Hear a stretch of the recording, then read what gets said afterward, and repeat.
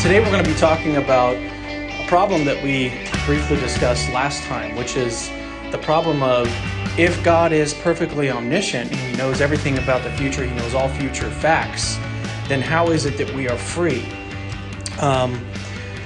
And so the problem concerns divine foreknowledge and human freedom. Those are the two things that might seem to be in conflict there. And so the objection arises is that if God knows in advance everything that will happen, every choice that you will ever make, then how is it that you are free? Isn't everything fated to occur? That seems to be the question that we're wanting to ask today. And we asked it last time. We got a couple of responses. And for homework, I wanted to ask you guys and think of your own responses to this question. And so I'm going to turn it over to you for the people that were here last time that had a chance to think about it. If you do have a response or an answer or something, or just want to share your thoughts on it, feel free to do so. What was the question? So the question is, if God knows in advance everything that we're going to do, He has perfect foreknowledge, right? He knows what we will do, just like He knew that Peter would deny Jesus 3 times, right? God knew that before it happened.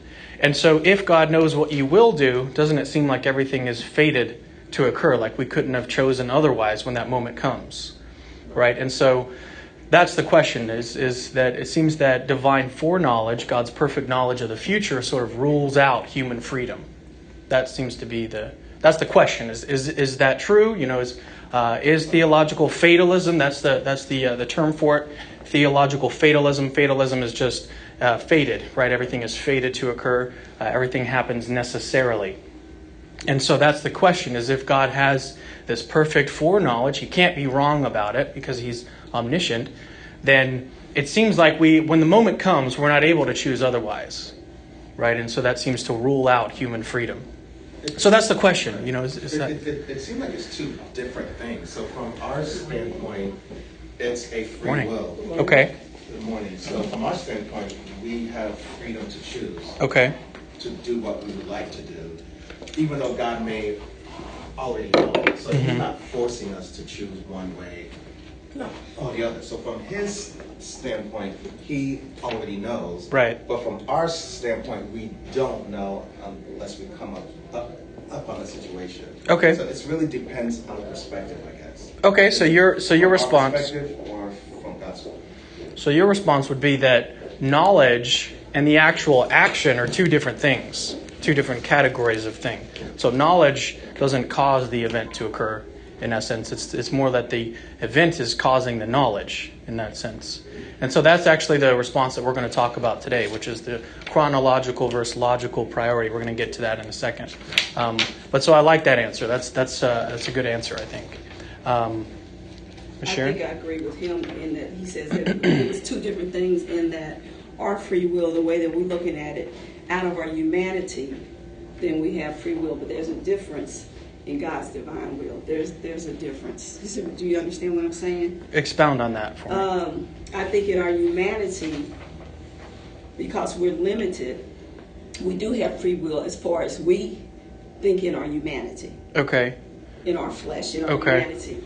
But when it comes to the divine, then there's a difference.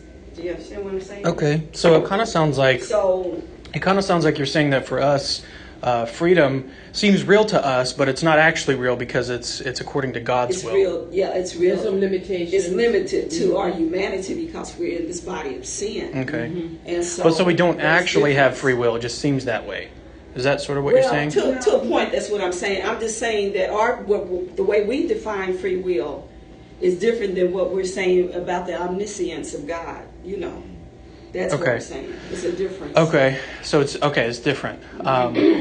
It sounded like in there a little bit that you were sort of suggesting that God's will, when you mentioned God's will, you're thinking there maybe about foreordination, and that's what also another thing that we're going to talk about is foreordination, or making something occur in the future, maybe setting up the entire world a certain way so that things would happen. That's just ordaining future events, right? Morning, come on in. Morning. I've got some handouts for people that just showed up. Here you go. Cool, thank you. Is that It's a new one. It's a new one. This is from last week. This is a new one for today, and it has this information on the handout as well. Yeah, I want to make one probably piggyback off of what Sharon said. Okay. Keep in mind that I think the free will came about because of disobedience. Okay. Going back So to Adam and before Eve. then, we didn't have free will. Right. Okay. That's what I'm looking at. Okay. Okay. And due to disobedience, God said, okay, you did something that you're not supposed to do, so you have a choice Okay. now of choosing which way you want to go. And I think a lot of times when we use the word free will, we sometimes abuse the situation because of humanity or flesh takes over. Mm-hmm. And due to lack of discipline, due to disobedience. Well, just our sinful nature. It's our sinful nature because we're born in sin, yeah. Right. So that's how I'm looking at it. But I wouldn't want to say that we didn't have free will before then, because how could we have made that choice originally? Right before then. Because if we didn't have free will, then it would have been that God made it the case that we would fall into sin. No, and I'm so in saying essence, that- He would be the author of sin, almost. Yeah. So we don't want to say that it's because of God that we sinned. It's because of our own nature, right? We nature, all yes. choose Sure. to sin. Absolutely. And it's something that we're just sort of inclined towards as human beings. Yeah.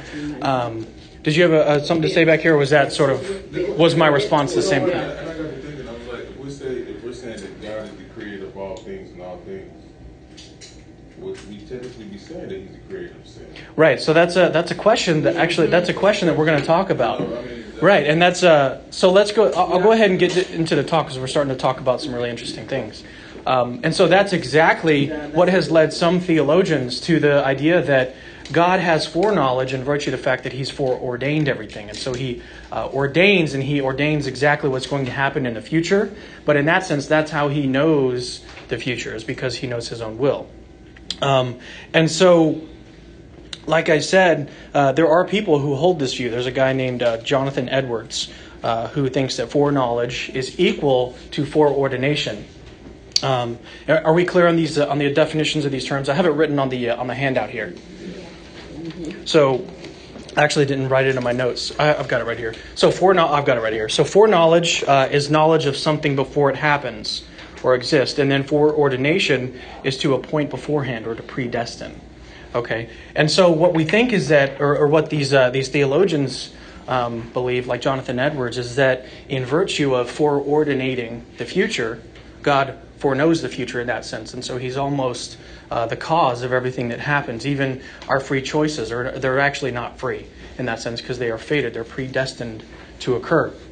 But what we need to do, I think, is to distinguish between these two concepts, between foreknowledge and foreordination. They don't necessarily mean the same thing, I don't think.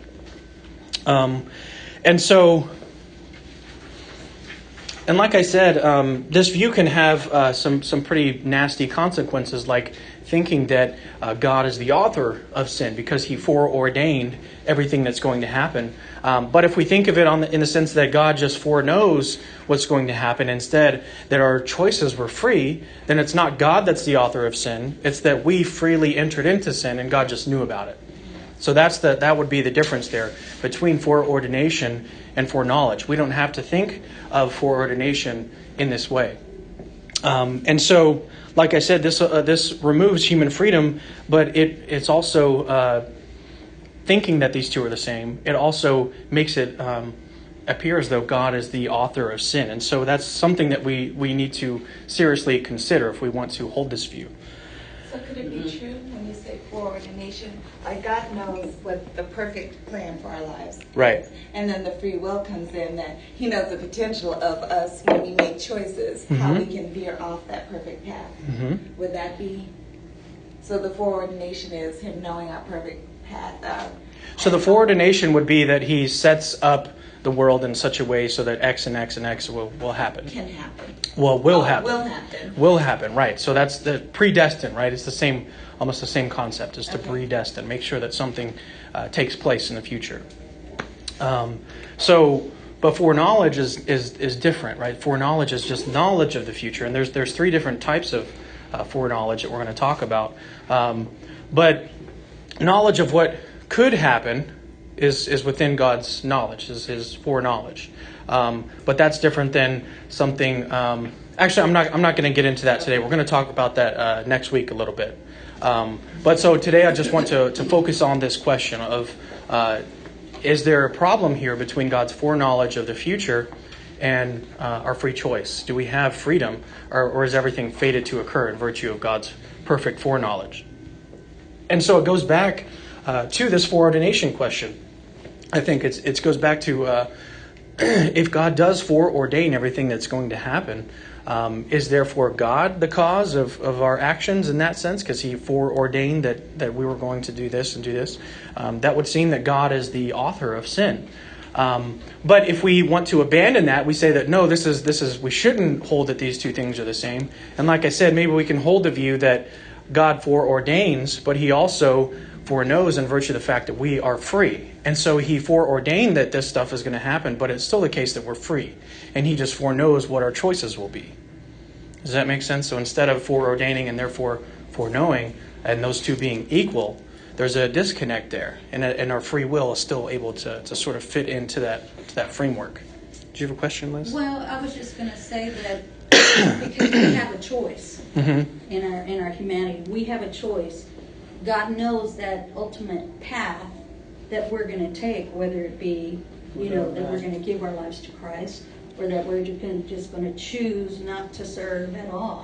No matter that we keep, circumstances happen in our life, but the ultimate, he knows the ultimate end, and that would be foreknowledge. Yeah, he knows exactly what is going to happen in the future. And so, for instance, last week he knew that we were going to meet today. He knew that, right? That was in his set of foreknowledge. And so I think in this question of between denying this equivalence between foreknowledge and foreordination, it helps to make a distinction between chronological and logical priority. Chronological and logical priority. And so chronological priority would mean that one thing comes earlier in time, and that's on the handout here.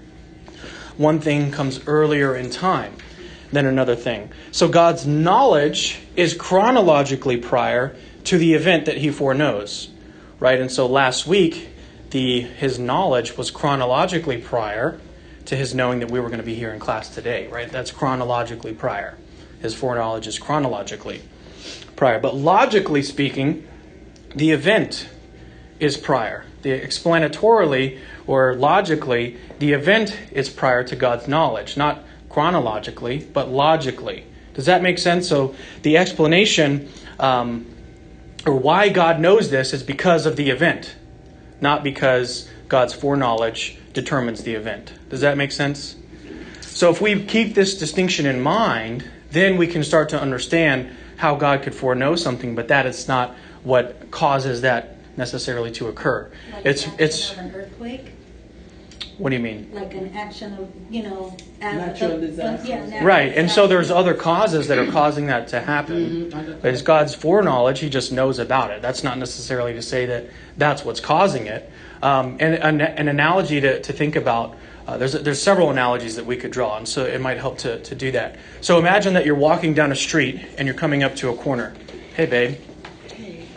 Oh, don't be getting all Come on in. mushy and Come on in. It's okay. He's back. Okay. The dog got Dog ran away. He's back now.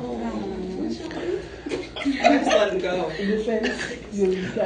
All right, so just to briefly review for Brittany, here, I've got she has VIP status, so we're going to review for her. So we're talking about God's foreordination and his foreknowledge, and some theologians have said that in virtue of God's foreordination or ordaining what's going to happen in the future, therefore God has perfect foreknowledge because he knows his own will, right? If God foreordains something, then he knows what his own will is going to be. But if we equate these two things, then it seems that God is actually the author of sin because he foreordained that sin was going to happen. And so what we can do is deny this equivalence between foreordination and foreknowledge. And one of the ways that helps us understand how we can do this is to distinguish between chronological and logical priority. So chronological priority would be that something happens before, one thing happens before another thing in time, right? And so, and you just think about any event. So if you're cutting an apple, cutting the apple happens before you eat it. So that's chronologically prior, right? And so, but logical priority is the sense that one thing explains another thing.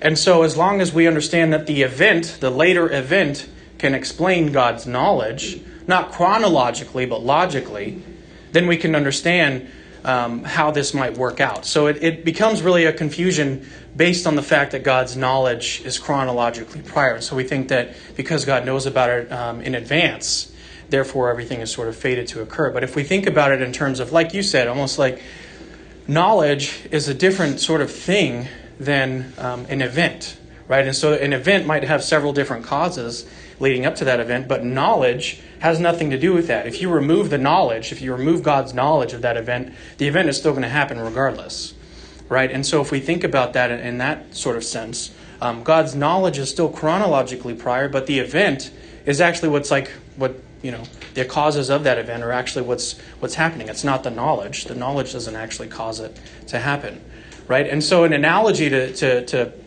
help us understand this would be, so Brittany just walked into class, but suppose that I was walking over here and I saw a shadow on the ground. Okay, and so in that sense, I would foreknow that Brittany was about to walk into class. Okay, but that isn't going to cause Brittany to walk into class. My foreknowing, because I can see her shadow, doesn't cause her to come into class. She's coming into class on her own will, right? And so that's an analogy that we can draw there, is that my knowledge of Brittany coming in, I can foreknow that she's coming in based on her shadow on the ground, but that doesn't cause her to come in, right? What causes her to come in is she's walking in the room. Does that make sense? Right. It's her own choice, her own free will, her own walking in the room that is actually causing that event. And so the event of her walking in the room is actually causing my foreknowledge. It's not that I have my foreknowledge, my knowing that I see her shadow, that's not causing her to walk in. And you're not forcing her to come in. Right. So God is not forcing us to Right. It's that God, and another analogy is that God is almost, his foreknowledge is almost like a barometer. Everyone knows what a barometer is. It reads the weather. And so a barometer, think about like an infallible barometer. That's what God's knowledge is like. It tracks the weather. It doesn't cause the weather. Does that make sense? The barometer is not causing the weather to be what it is. The barometer is just tracking the weather perfectly. Does that make sense? And so that's another analogy that we can use to help understand the difference here. Do we have? To make some Yeah. Go ahead. Because this has been going on in my head. Let's go back to creation. Okay. When Satan was thrown out of heaven, right, and came to earth, that was before man. That was before. These were angels, right? And correct me if I'm wrong. And so God knew ahead of time that when man was going to be made, when he made man, that going to have a sinful nature. And later on he regretted, right? That man was made because of the sin. So my question is, if God knew ahead of time, why would he regret it? Yeah. Okay. So I think when the Bible speaks in those terms of God regretted this or whatever, I think those are, and again, I'm going to use that big word, anthropomorphization. That's a way for us to sort of understand or talk about God in a way that makes sense to us, because we're humans. We can try to make analogies. I foreknew she was there. But that's not causing her to be there. No. Okay, so I think these passages that talk about God's regretting this and this event, God already knew that event was going to happen, right? And so he can still, even though on the other side of it, even though that you know something is going to happen, you can still be sad when it happens, right? I mean, if you foreknew that, okay, so suppose that, and this is another good analogy. So suppose that with the Rockets, okay, the Rockets lost in the first round in the last in the playoffs. Okay, they lost in the first round, and that was likely going to happen. We pretty much all knew they were going to lose to the Warriors. Okay, we knew that. Like the Rockets are not going to beat the Warriors. Yeah, right. Okay, and so we could say that we knew that. But when it happened, I was still sad, even though I knew that it was going to happen. Yeah, right. And so just because we know that it's likely to happen, or likely that it's going to happen, doesn't mean that we can't still be sad when it does happen. But again, I think that these are more these passages can be thought of as anthropomorphizations. So it's a sort of way of talking about God in a human way, even though God is not a human. He's not a physical body, right? He doesn't have internal organs or anything like that. He's a spiritual being. And so we shouldn't think of these passages as necessarily describing God literally. They're just sort of anthropomorphizations to help us understand, to get on a more equal level so we can sort of understand Now, she what's going on. touched on what I wanted to say, but I want to go back before the creation. Okay.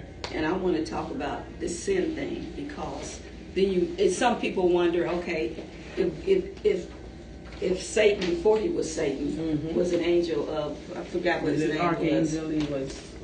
Anyway, how did pride, if he was up there with God, where did pride come in? So does that, I want to say this, does that mean that he had free will?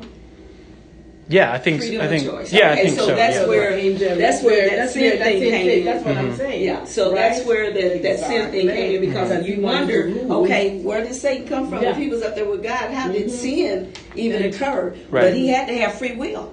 Yeah, Yeah.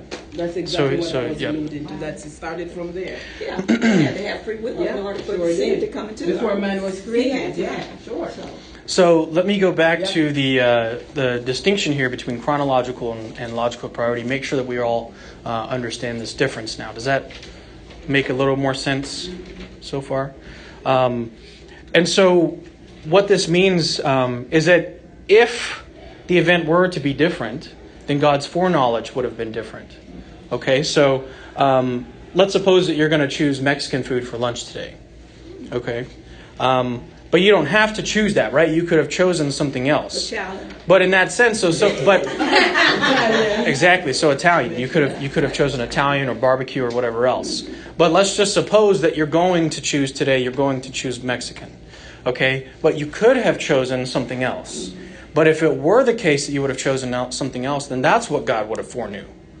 Does that make sense? So it's not that the event is necessary. It's that God's knowledge is perfect. And so he knows what you will choose, but it's still the case that the event itself could have been different. And so in that case, God's knowledge would have been different. Does that make sense? A little bit.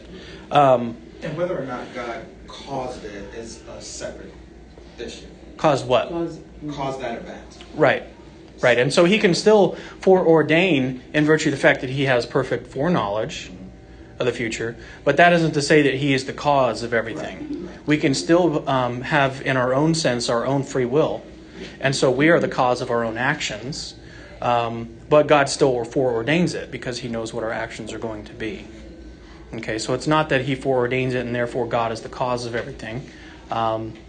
It's that we have our own human free will, and we are able to make our own actions and choices in that sense. And so we've already been discussing this whole problem, but so what I want to do is now to turn to an actual argument that you see from either atheists or even Christians to argue for theological fatalism. Theological fatalism is the idea that everything is fated to occur, and so everything is necessary. There is no free will, in essence. This is the argument for theological fatalism. And so the argument goes, necessarily, if God foreknows X, then X will happen. And so for X, you can just plug in whatever event that you can want to imagine in the future. And so what I typically do is think about Jesus foreknowing that Peter was going to deny Jesus 3 times. Okay, so just plug that into X. So necessarily, if God foreknows that Peter will deny Jesus 3 times, then Peter will deny Jesus 3 times. Number 2, God foreknows X. So if we plug in the example again, God foreknows that Peter will deny Jesus 3 times. And the third premise or the conclusion is, therefore, necessarily, Peter will deny Jesus 3 times. But so it seems that if X happens necessarily, then it is fated to occur. Peter didn't actually have a choice in the matter, because it happened necessarily. There was no other possible world where he chose differently. And so this is the argument. Okay, so we want to understand why this argument does not work. Okay, are there any comments or questions on the argument? What about people that have vision? Because we know there are people, they're clairvoyant. They can predict. Mm-hmm. Not necessarily accuracy, but they can tell that this is going to happen in the future, Mm-hmm. and it so happened. So would you say that those people, not necessarily that they are God, but they have, what should I say? They have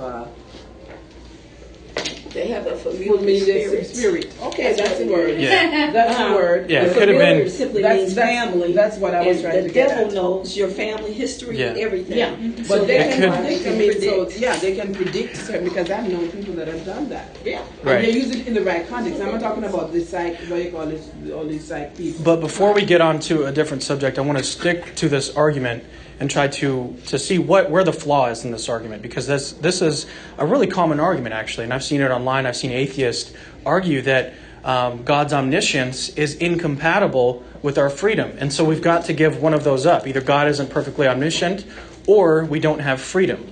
And this is a really in my mind, I still think it's two different It's things. two different well, it's two different things. But what It's I'm wanting to do now is look at this argument and figure out, because if both premises are true and the conclusion follows, then we've got to accept the conclusion. Okay, that's the issue, is that we've got to accept the conclusion if the premises are true and the conclusion logically follows. That's just a consequence of deductive logic. This is an argument. Deductive arguments follow, the conclusion follows necessarily. So we can't get out of it. We have to either deny one of the premises or show that the argument is logically invalid, that the conclusion actually doesn't follow from the two previous premises. And so those are our options. We can either deny one or two, or we can deny that three follows. I deny that three follows. True, and I do too. 100%. I do too. Because y'all said Well, so let's look. Yeah, so let's try to understand why 3 doesn't actually follow. Okay, so what actually does follow from 1 and 2? It would seem that the only thing that would follow is that X will happen, Yeah. not that Yeah. therefore necessarily Right. X will happen. Right. Will. It seems that X will happen, but it could have been that God foreknows not X. It could have been that God foreknows not X, and so therefore not X will happen. It's not that X happens necessarily. Does that make sense? And so this argument is actually logically fallacious. The conclusion doesn't follow. Okay, and this commits a fallacy in what's called modal logic. Modal logic is the logic of possibility and necessity. And so Because of the necessarily. the necessarily. that's what Right, and that's so what they lose it out is that. what would make it logically valid is if in number 2 we were to add necessarily God foreknows X. Then it would follow that necessarily X will Yeah, but happen. he knows it. Sure. Okay. And so, but with number 2, if we adjust number 2 in that sense, then it doesn't seem like we should accept number 2. It just seems to it could have been the case that X did not happen, right? So let's think of an actual example. So when we're choosing Mexican food, it could have been the case that I chose Italian instead, right? There's no reason whatsoever to think that I am fated or it's necessary that I choose Mexican for lunch today, right? And so we would need some further argument there in favor of number 2, and there really aren't any good arguments in favor of that adjusted second premise. But so I just wanted to briefly cover this sort of argument that you see. And so once we understand that really what's going on here is that it's making there's a fallacy in modal logic. And that's because the third conclusion, or the third premise, doesn't actually follow logically. It's because this necessarily just comes out of nowhere. It just pops in to the conclusion. It needs to be in the previous premises in order for it to be true, in order for the third premise to follow. And again, it doesn't seem at all that X is necessary, right? It seems that Peter could have denied Jesus 2 times, or Peter could have denied Jesus 4 times. Why is it necessary that Peter denied Jesus 3 times? Right? In that case, so say that Peter denies Jesus twice instead of 3 times. Then in that case, Jesus or God would have foreknown that Peter would have denied him twice instead of 3 times. Does that make sense? And so it's not necessarily that X is necessary to happen. It's not that it's fated to happen. It's that it could have been different. And so if it was different, if the event were different, then God's foreknowledge would have been different. And so that also goes back to the distinction that we made between chronological and logical priority, right? God's foreknowledge is chronologically prior, but the event is logically prior. The event is what is determining, in a sense, God's foreknowledge. And so if the event were different, then God's foreknowledge would be different. Right? So, but that's really the what I wanted to cover today on this subject of this question, this problem of, if God does foreknow the future, then how is it that we are free? How is it that we have free will? And so I think if we keep this distinction in mind, and then if we can also see why this argument doesn't work, it's because the conclusion doesn't actually follow. X could have been different. Then we can understand that this problem sort of just goes away. It dissipates. Any comments or questions on this, on what we've talked about?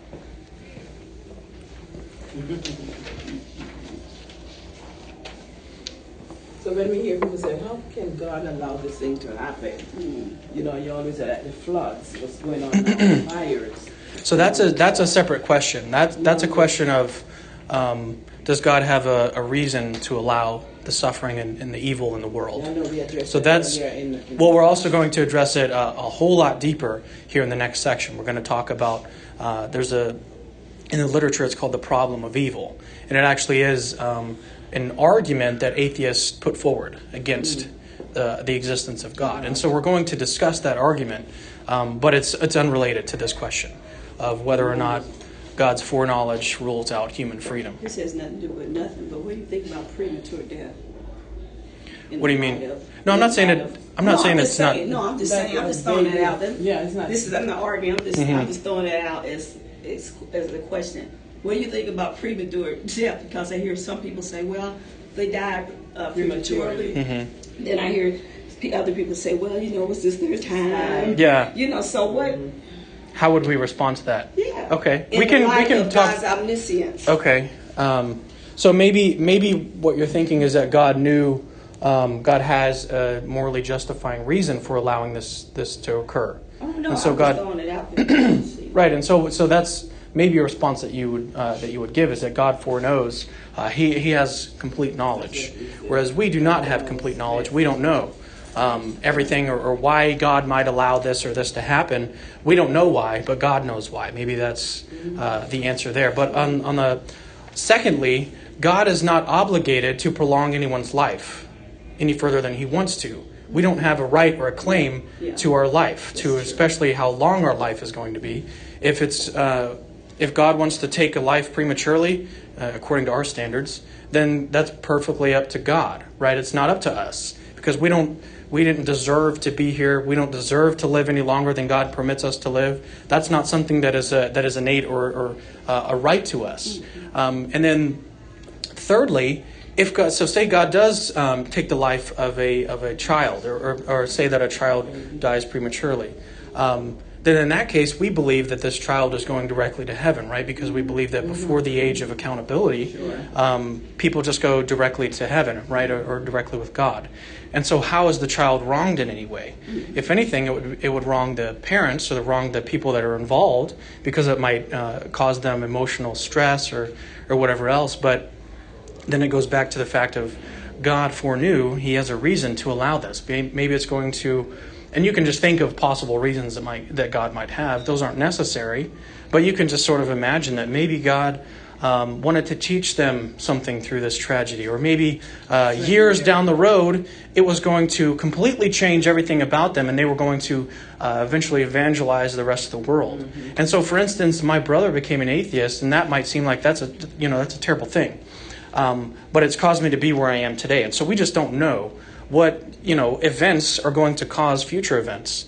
There's a thing called chaos theory, which talks about how like a butterfly landing on a tree in the Amazon might have effects thousands and thousands of years later that are completely massive, might cause another world war. And so you just never know what tiny event might change or have some long-lasting effects that we just have no clue about, right? And we don't know. And so because we're limited in knowledge, God has perfect knowledge. There's a huge difference there. Well, for me, and I've heard that prematurely make you think, oh wow, didn't have to happen. Right. But prematurely in our mind is what we expect. Mm-hmm. Right. And it's not what He does. Right. And the thing about it is because the Word says that we will not know the time at all, then I think it makes us aware that we're just here for a limited amount of time. And we won't get our expectations up thinking we have to be 105 when we leave this world. And we understand that it's totally his decision. If Right, it's and you maybe, if it's, and to me, even like Carl's funeral that was held here, and he was a classmate of my grandchildren. Young people need to understand, because we live in a world now where young people just, social media just having them thinking they can do anything. But things have to happen to bring us in line. I think it's just as important as, we study the word, then we have to see a reflection of the word that it just isn't for us to not understand.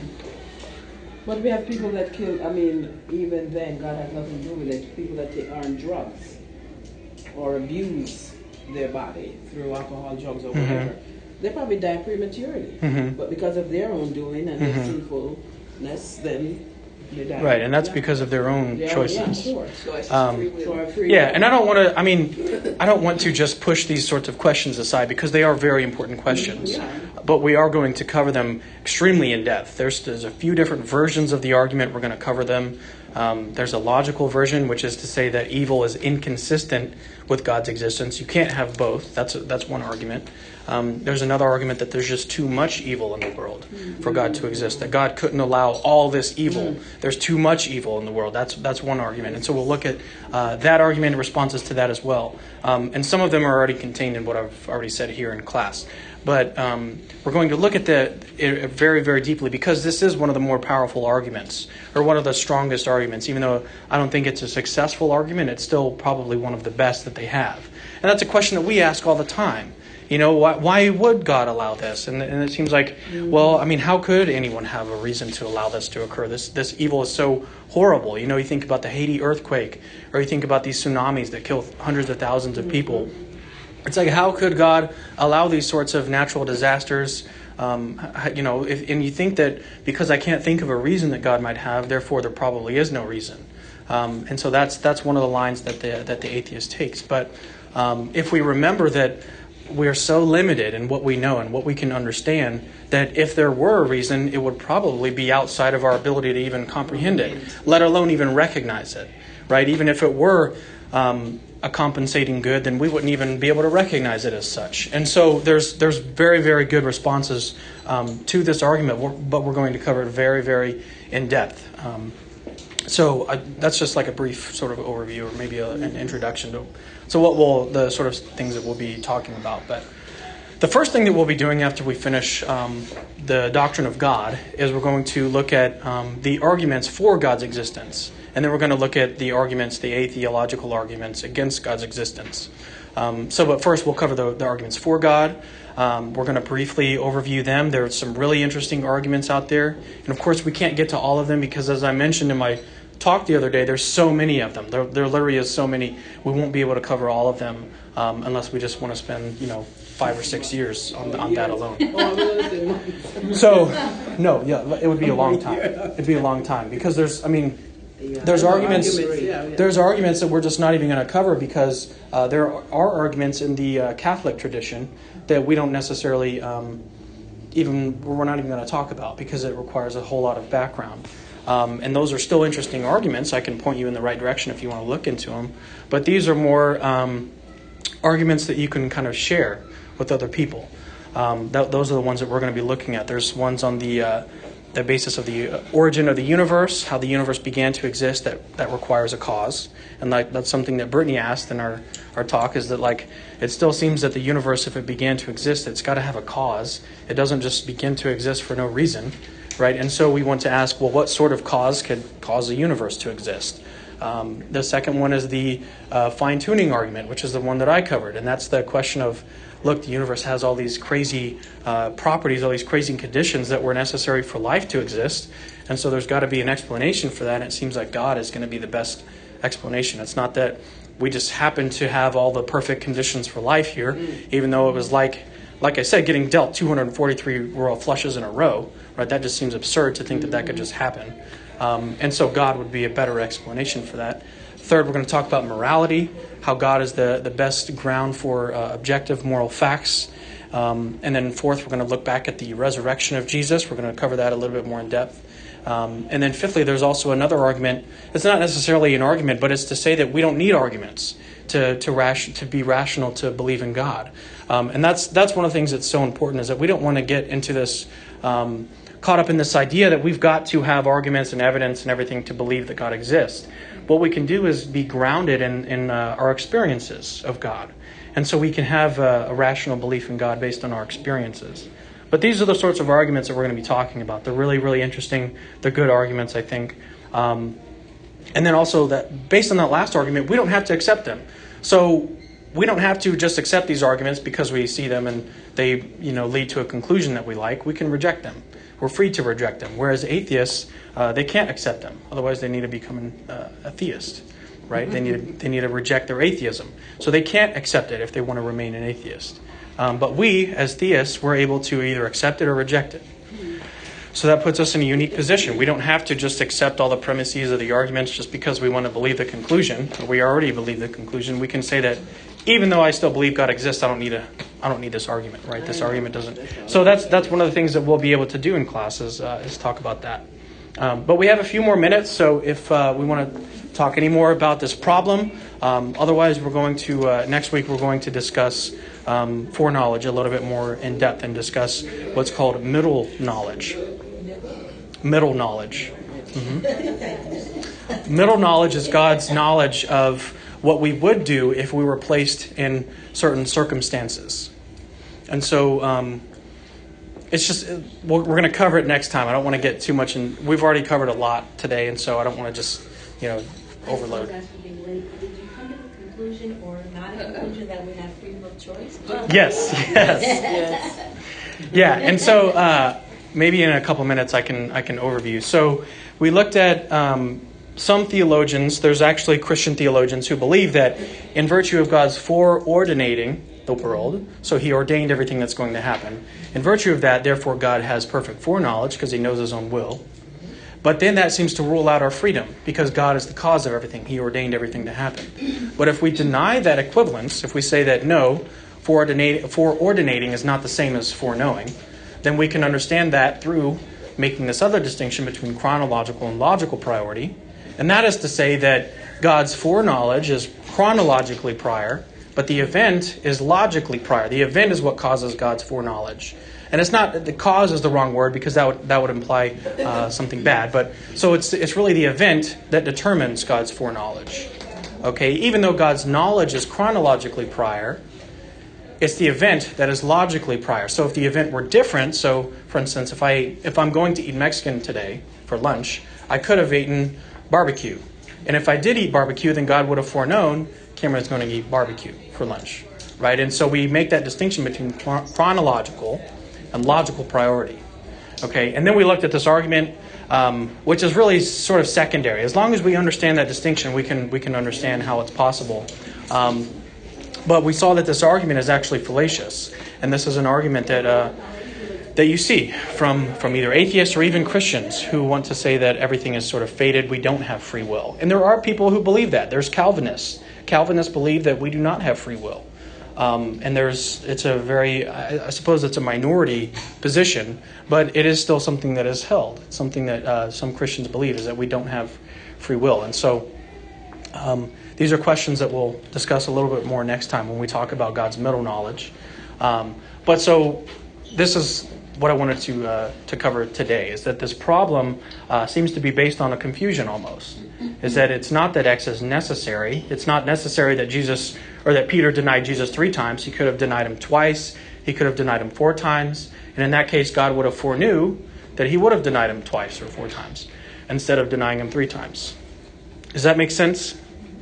And that's based on Peter's decision, right? He could have just denied him twice and then gone on the cross with him. Who knows? Who knows? But the whole point is that it's not necessary that X happens, which is what the argument is sort of dependent on. So, does that make sense? A little bit? All right, so like I said, next week we're going to talk a little bit more about God's foreknowledge, his middle knowledge, and then we're going to move on to the next property of God. Well, actually, we're going to cover applying omniscience to our lives, and then we're going to move on to the next property. But we're almost done with the doctrine of God, and then we're going to move on to, like I said, the arguments for God's existence, which is going to be really, really interesting. It's one of my favorite subjects, especially right now and where I am in my journey.